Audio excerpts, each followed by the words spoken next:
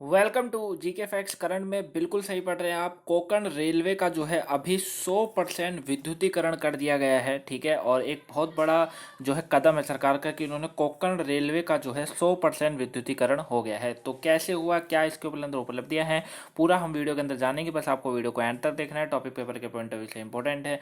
Topic से जो है 1 या 2 नंबर का क्वेश्चन आपसे पूछा जा सकता है। वहीं अगर आप यूपीएससी या स्टेट पीसीएस की तैयारी कर रहे हैं, टॉपिक इंपॉर्टेंट है। चलिए स्टार्ट करते हैं, जानते हैं टॉपिक के बारे में। पीडीएफ का लिंक डिस्क्रिप्शन बॉक्स में डाउनलोड कर लीजिएगा वहां से। कोंकण रेलवे कॉरपोरेशन ने अपने पूरे 741 किलोमीटर के जो मार्ग का विद्युतीकरण यानी कि इलेक्ट्रिफिकेशन पूरा कर लिया है, ठीक है। यानी कि कहने का मतलब ये है कि यहाँ पर जो 741 किलोमीटर के मार्ग में जितनी भी रेलवे चलती थी वो पूरी तरीके से अब विद्युतीकरण हो गया, यानी कि बिजली से चलेंगी, ठीक है।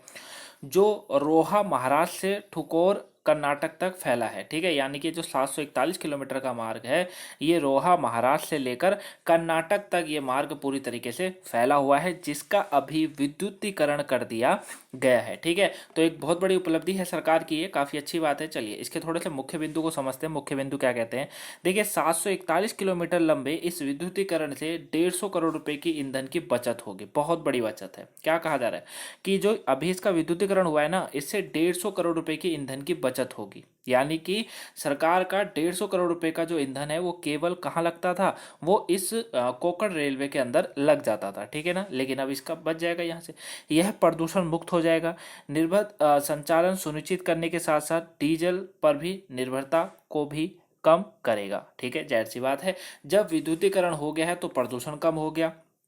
साथ में यह भी कहा जा रहा है कि डीजल पर भी निर्भरता को भी कम करेगा। वहीं दिसंबर 2023 तक भारतीय रेलवे ने अपने ब्रॉड गेज नेटवर्क के 100% विद्युतीकरण की योजना बनाई है। अब दिसंबर 2023 तक भी कहा जा रहा है कि भारतीय रेलवे ने अपने ब्रॉड गेज नेटवर्क के 100% विद्युतीकरण की योजना बनाई है। वहीं मुंबई मैंगलुरु से कोंकण रेलवे के माध्यम से जुड़ा हुआ है, ठीक है। याद रखिएगा कि मुंबई मैंगलुरु जो है वो कोंकण रेलवे के माध्यम से जुड़ा हुआ है। वहीं कोंकण रेलवे लाइन देश के पश्चिमी तट के साथ साथ जो है गोवा, महाराष्ट्र और कर्नाटक से होकर गुजरती है। तो बहुत लंबा मार्ग है, कुल कुल मिलाकर 741 किलोमीटर का मार्ग है। और यहाँ पर कहा भी जा रहा है कि जो कोंकण रेलवे है वो लाइन देश के पश्चिमी तट के साथ साथ गोवा, महाराष्ट्र, कर्नाटक से होकर गुजरती है, ठीक है।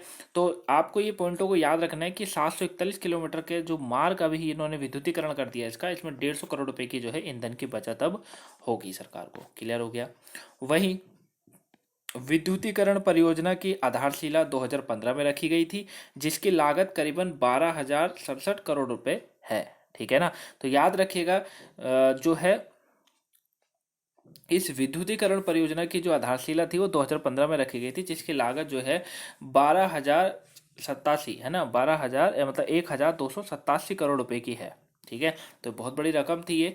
और साथ में दक्षिण मध्य रेलवे द्वारा किए गए रेलवे लाइनों का विद्युतीकरण की अगर बात करें तो SCR, ठीक है, यानी कि साउथ सेंट्रल रेलवे जिसको कहा जाता है SCR, इन्होंने जो है आंध्र प्रदेश के विभिन्न खंडों में रेलवे लाइनों के विद्युतीकरण के 163 किलोमीटर के कार्य को भी पूरा कर लिया है। यह सरकार के भारतीय रेलवे के मिशन विद्युतीकरण को बढ़ावा देता है, क्योंकि भारत का आपको पता होगा कि जो भारतीय रेलवे है उनका एक मिशन है जिसका नाम है विद्युतीकरण करना, मतलब पूरी तरीके से क्या कर देना, बिजली पर चला देना, ठीक है ना।